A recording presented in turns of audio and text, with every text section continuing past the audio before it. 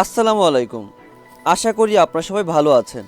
আজ বৃহস্পতিবার, ইংরেজি 26শে সেপ্টেম্বর 2024 খ্রিস্টাব্দ, বাংলা 11ই আশ্বিন 1431 বঙ্গাব্দ, আরবি 22শে রবিউল আওয়াল 1446 হিজরি এবং ঋতু শরৎকাল। বঙ্গোপসাগরের সৃষ্ট লঘুচাপটি বর্তমানে স্থলচাপে পরিণত হয়েছে, তাই আগামী শনিবার পর্যন্ত দেশে বৃষ্টি চলতে পারে বলে জানিয়েছেন আবহাওয়া অধিদপ্তর। এরই মধ্যে কিছু কিছু অঞ্চলে ভারী থেকে অতি ভারী বর্ষণের সতর্কতা দিয়েছে আবহাওয়া অধিদপ্তর। সেই সঙ্গে 4 সমুদ্রবন্দর এলাকায় দেখাতে বলা হয়েছে 3 নম্বর সতর্ক সংকেত। এখন চলুন জেনে নেওয়া যাক আজকের আবহাওয়া পূর্বাভাস।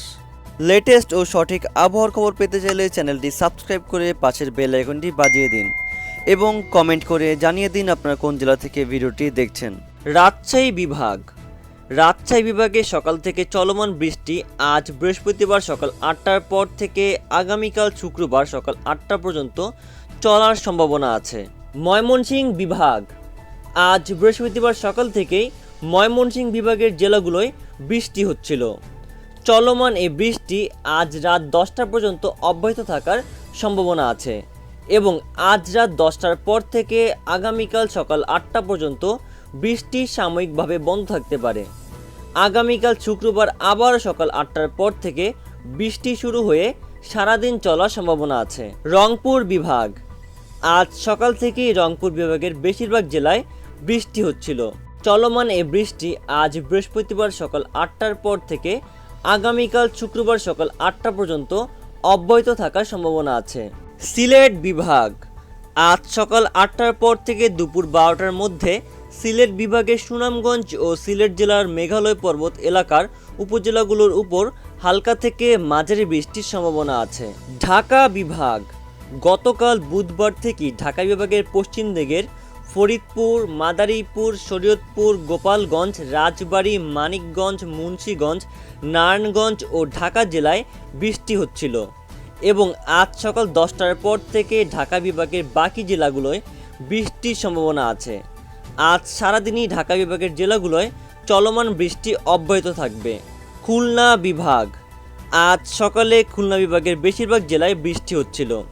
চলমান এই বৃষ্টি আজ বৃহস্পতিবার সকাল 8টার পর থেকে আগামীকাল শুক্রবার সকাল 8টা পর্যন্ত অব্যাহত থাকার সম্ভাবনা আছে। চট্টগ্রাম বিভাগ, আজ সকালে চট্টগ্রাম বিভাগের উত্তর দিকের জেলাগুলো নোয়াখালী, ফেনী, চাঁদপুর, লক্ষ্মীপুর ও কুমিল্লা জেলায় বৃষ্টি হচ্ছিল এবং দুপুর 2টার পর থেকে চট্টগ্রাম ও পার্বত্য চট্টগ্রামের জেলাগুলোয় বৃষ্টির সম্ভাবনা আছে। বরিশাল বিভাগ, আজ সকালে বরিশাল বিভাগের বেশিরভাগ জেলায় বৃষ্টি হচ্ছিল।